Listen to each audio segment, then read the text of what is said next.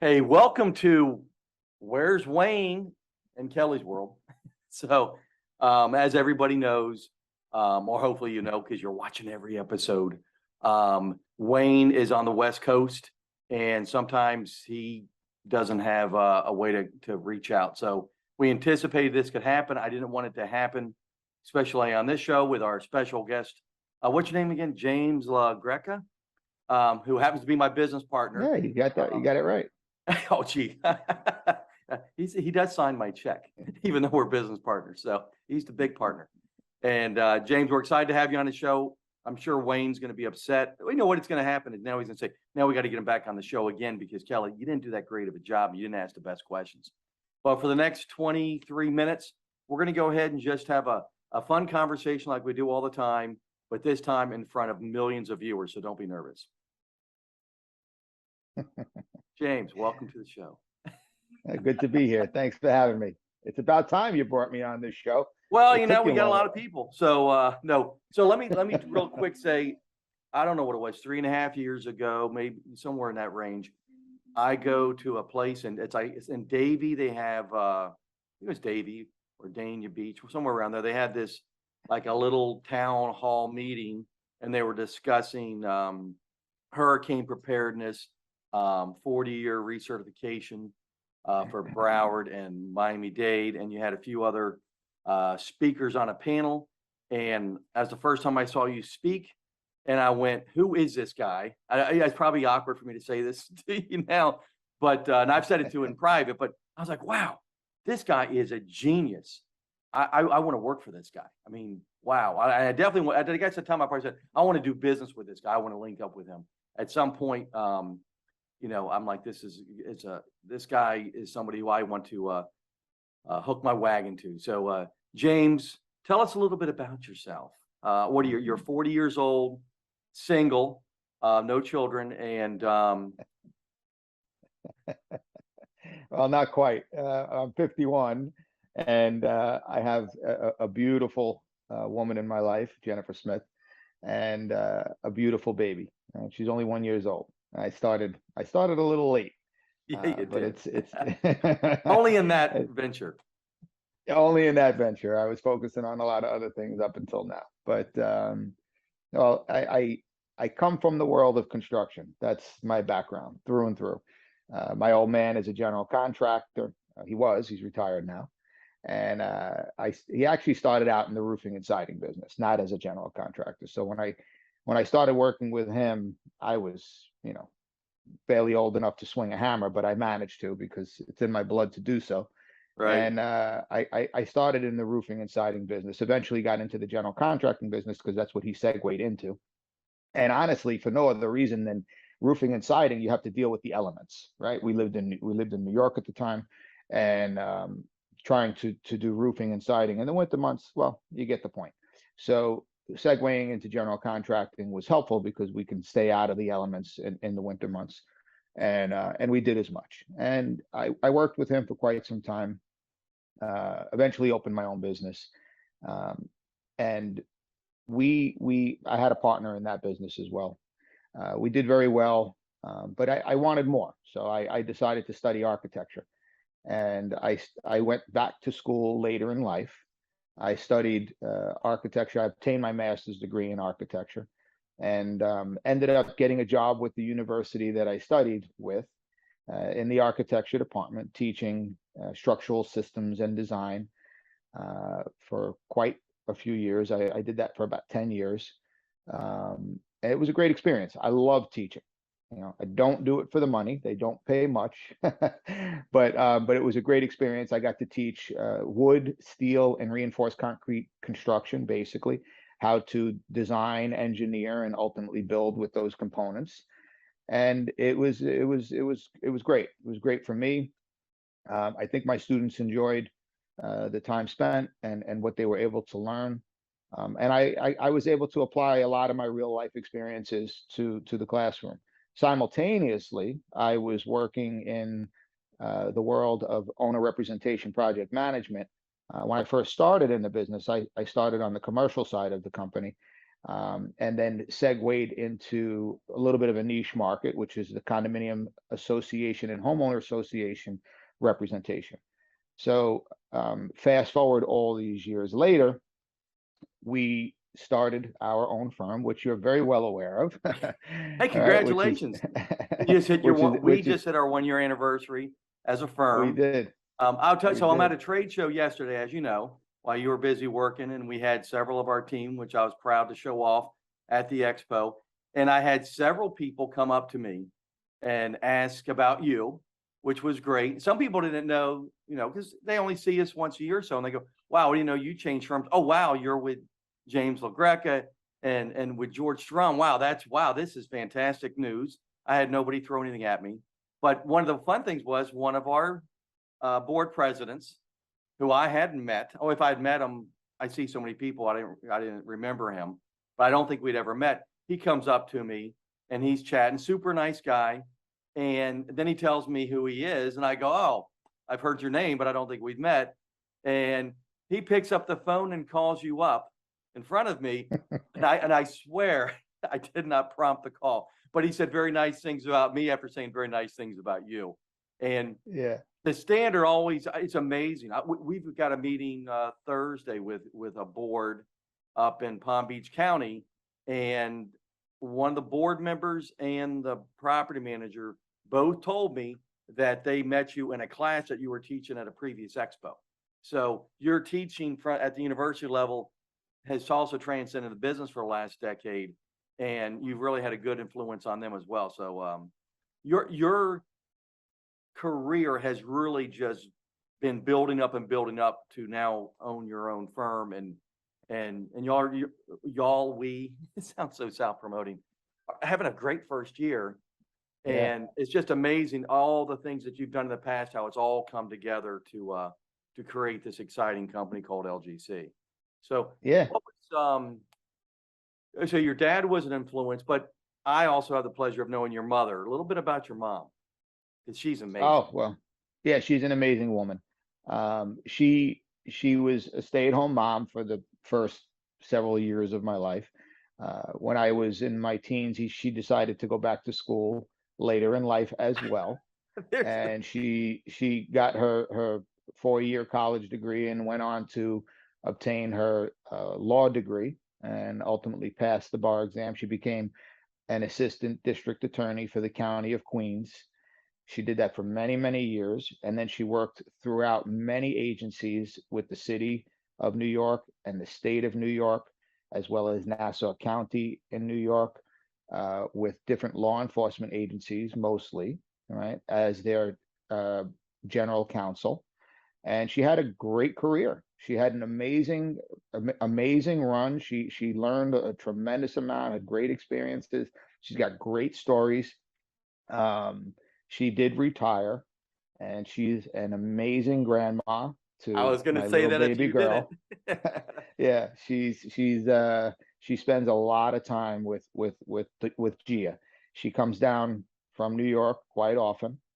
She has no issue jumping on a plane at any point in time, and she spends a lot of time with us. So it's great. It's great having her, and not just in my life, but in Gia's life. It's pretty special. And in a lot of our other lives, Yeah. of LGC. I mean, she's become this great person that happens to be your mom, who is more like your sister, and from my perspective, because she's just doesn't seem like she could have a son who's so darn old as you. But and that seems to be like the LGC is a mature family, even though it's a young company. A lot of mature, well-seasoned veterans that are now coming to the business of ownership representation, and it's really an impressive group of people that you, George, and I are bringing together, and now our people are bringing more people in, and but she's been a wonderful influence and a good testament of you can be doing something in your life, and then you can do a huge change or really further what your life is. And it seems like there's a trend going on there. So Yeah, I'm curious absolutely. about And look, her grandmother. Yeah, look, there's no rules in life, right? You Right. do what is best for you at the moment, and what I did was I went through all these various stages in my life, which, like you had mentioned earlier, have now all come together, and I like to think that they lend a hand in what we're doing here and now, right? All my experiences in education and different types of work within the industry have helped me bring a quality product to our client, right? And helped us as a firm not only identify the team, but train the team to do what we do and to do it as best as possible so that we can best represent our clients. I what we're doing as owners reps in this particular firm is pretty special, right? I mean, I've been in the business now for close to a decade, and we rubbed elbows with a lot of firms out there over the years, right? We see what other people are doing, and we know what we're doing. And I think what really clearly separates us from the rest is the team. I mean, look at our team; they're fantastic. Yeah. They are, and I give you the credit for that, Kelly. I mean, look, you scouted these people. You went through hundreds of resumes just to drop the few on my desk and George's desk that you felt were real special. And sure enough, you were right. We interviewed them. These guys are fantastic. I mean, we couldn't do what we're doing without them. I mean, that goes without saying. That's easy. I mean, these guys, they're great. They're great. 27 years ago, we're talking about our past and everything. 27 years ago, I was a professional recruiter, and I learned from some very talented people in a very high-paced market on how to recruit and how to go through the numbers. And Yeah. you give me credit, and I appreciate that. But the neat thing is, I vet them out and I go through them on certain levels. But then I need you and George, because I tell people all the time, you want to talk construction, you're talking about swinging a hammer. I went to work in high school for a construction company. They build custom homes, Centaur Homes, up in Manassas, Virginia. And Mr. Gaddy, who was a friend of my dad's, said, Floyd, Kelly is one of the hardest working young men I've ever seen in my entire life. He needs to find a different career. We found a good place for him to help us, but swinging a hammer isn't one of them. And so I always tell Yeah. people, I know construction, but I work with the best people in construction. You don't want me to project manage. You don't want me to do anything. But because of 27 years ago, I had a time in the industry where I was recruiting. It really helped me help our team. But you and George verify and then go through your process to hire quality people. So I like to think it's a two-step process. It is. And It we're is for sure. fortunate. But we're attracting, because what you've created in an industry, you've made it really easy for me. I know for George, we made it very hard because we work him very hard. And it's like, hey, team, we're going to make you have a great life. And George, we still have to get him there. And George also has a beautiful baby girl. So we have two Yep. little girls, and you go to our website and you can see them because we actually have them on our website. But it's a culmination of the team that we brought as owners, and then a team that we're bringing on is just it's like capturing lightning in a bottle, and I'm just excited to be a part of it. But we got a few more minutes left. I want to talk to you about, what does an owner's rep do? Because a lot of people don't really grasp the critical thinking, the orchestrating, how much stuff is involved with a project where they're going to do a major renovation, restoration, or beautification project on a high-rise building. Or now I understand. I'm like I'm the interviewer again. We are doing also clubhouses, which is kind of cool. Yeah. And I mean massive clubhouses. We're not talking about little tiny ones. We're talking about full restorations and renovations on clubhouses. So let's put on your salesman hat and talk a little bit about, what does an owner's rep do in the condominium realm? Sure. Well, look, condominium projects and homeowner association projects are exceptionally complicated, way more complicated than, call it, the commercial world, right? Anything non-condo and non-HOA. Reason being is it's a unique environment, right? They're fully occupied communities with people and vehicles and employees and so on and so forth, who are living their lives, enjoying their amenities, and so on and so forth. And all of that gets disrupted with a large capital improvement project. And how do we help the community deal with that is one of our biggest challenges. The biggest challenge, in my opinion, is managing the expectations of the client, which is the board, managing the expectations of management and the community as a whole, and keeping them informed, right? That's key. Right? The people in the community, they can't see what's happening all the time, especially when you're in the planning and pre-con phase. So there's a lot of non-tangible things taking place, and they have to be updated accordingly because I mean they have the right to be updated.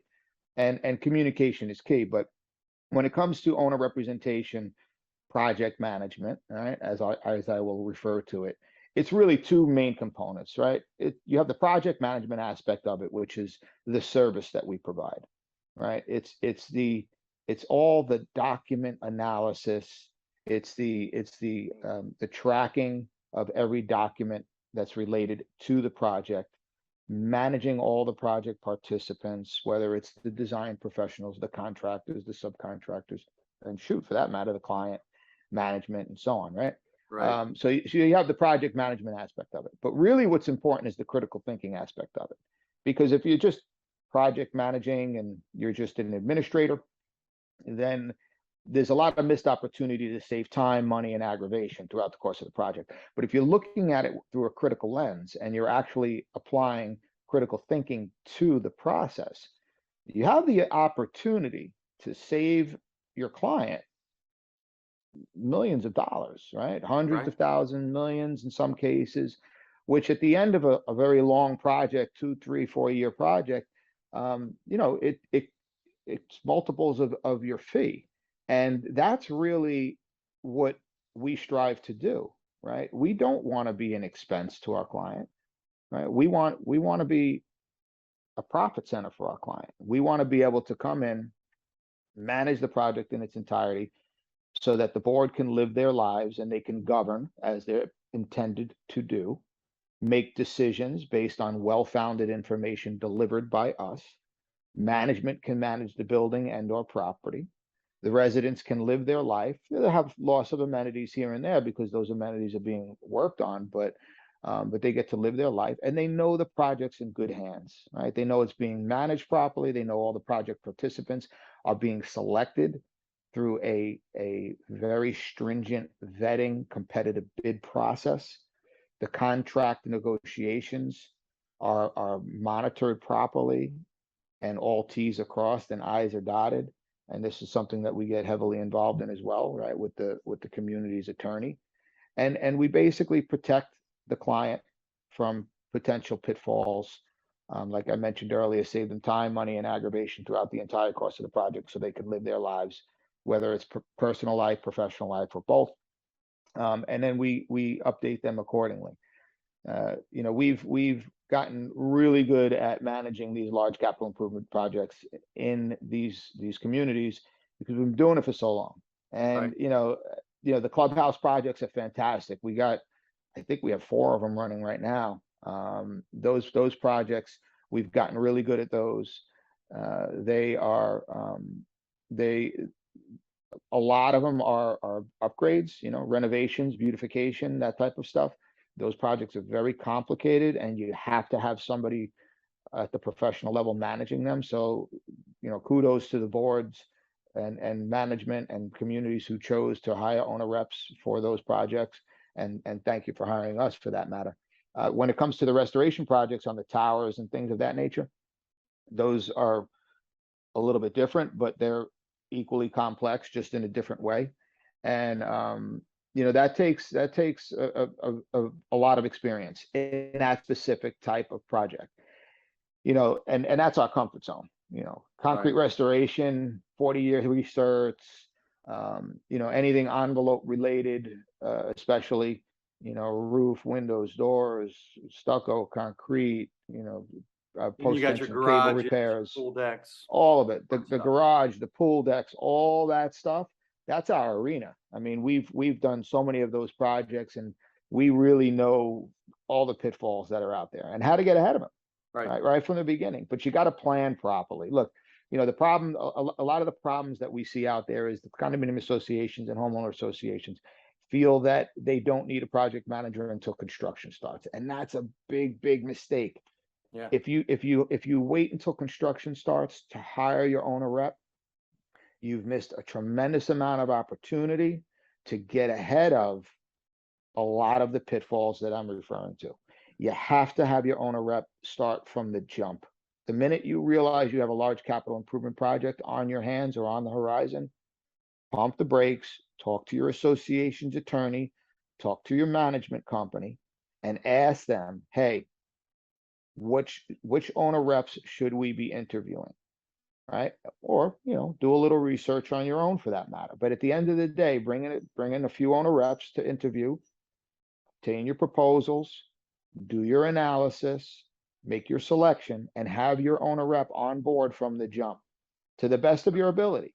Help them select the design professional, whether it's a structural engineer, architect, interior designer, all of the above for that matter. And once you get them under contract, your owner rep should be managing them through the entire design, bid doc, and specification process. Once all that's complete, your owner rep should be running parallel tracks through your permit process and through your bid process. Bids come in, you analyze, select, and contract all the appropriate contractors. You obtain your permits accordingly, and you commence construction. And at that point, you've planned, you've gone through your planning phase, and you've gone through your pre-construction phase in a very thorough fashion, so much so that construction should run smooth at that point. Now, don't get me wrong, all these projects have their hiccups. Right. But at the end of the day, if you do your planning and you do your pre-construction thoroughly and properly, you will eliminate a lot of those hiccups, and the construction will run as smooth as it can run. And Minimize that, change orders, minimize drama in the building, keeping your banker happy if you're borrowing money. All those things are so Mhm. important, having an owner's rep. I like being a superhero, maybe it's because I was the youngest and I used to get beat up a lot. And I was when I was chasing hurricanes, doing water damage for years. I loved being that hero on the side. Bad things are happening, we come in and save the day. I come to work for you a few years ago. I like coming in second when, they've already hired somebody else. Now it's a disaster. They bring us in, we right the ship. Everyone loves us. It's just great. And it's a good feeling. And I know it's a good feeling for you. I would rather have people hire us or a very highly qualified owner's rep wherever they live and have, get the right firm in there at the go out and hire an attorney and an owner's rep. Get those. And I love your mom. I got attorneys in my family. I'm not a big attorney fan. In this world, you need a great construction attorney and you need good advisors, and they're worth their weight in gold. I can't believe I actually said that, but it's true. I mean, I was talking to one yesterday, and they're so valuable in this process, and you have to line everything up correctly, because if you don't, you're handcuffing the entire project. You and I have witnessed projects that we didn't get, and then they come back to us and tell us later millions of dollars blown. I get upset when I waste $20. So, I'll spend money where it's necessary, but I don't like wasting money. And it pains me to see clients, I consider when they hire us, we're protecting their treasure. It's their money. They worked very hard. And when they have to spend this money, we have to protect them the best they can. Sometimes in spite of their own thinking, because they believe they're making the right decisions. Like, come on, let the experts do it. Talk to, whoever you're hiring, check with their references. I don't want to make an advertisement for us, but check their references 2, 3, 4, 5, 10 years ago. How did they do for them? How did it go through? Don't just go out there and think you're going to get started just because, you think you're going to save a few bucks. And I don't like getting that call now saying, hey, we've been in the project for 2 years or a year. Now I'll take them and we love them, but I'd much rather not be that superhero and just do a great job for them than having to come and right that ship. I mean, it's tough. So, Agreed. But yeah, just to emphasize what you said earlier, just so that everybody listening is clear, the right construction attorney is key. Right. And the right owner rep is key. You get that right, you get your construction attorney right, and you get your owner rep firm right, you're in good hands. At And a that community point, you can, association attorney is not a construction attorney. And there's a lot of well, great. they might be, Right. if they have But- it in-house. Yeah, But in-house, yeah. they need a division or a department that specializes in construction law, for sure. Absolutely. Absolutely, yeah. So, and that's just so important. But Mhm. I can't, and I just think it's funny because I'm not one who goes out and praises attorneys. It's, but you know, on some arenas, when you need one, you better get one. And then, Yep, and, you know, and get the right one. So, absolutely, yeah, absolutely. so, well, and time has flown too fast. I know you've got a meeting. I've got a golf lesson. No, just kidding. I'm actually off to an event as well. But I'm glad to have you on. We are gonna get you back on because it just seems weird with, you know, I feel like I got insider information talking to you. I would rather get Wayne on next time and let him be like that outsider, you know, talking with you. But I do appreciate your time. And as your partner, I do realize how valuable your time and everybody's time is. So with that, I'm gonna go and wish you a great day and give G a big kiss for me. You got it. Thank you. And I'm happy to join again in the near future whenever Wayne is available. It Beautiful. was great. All Thanks, right, brother. we'll talk later. Have All a right, great one. thank you. You too. Bye-bye.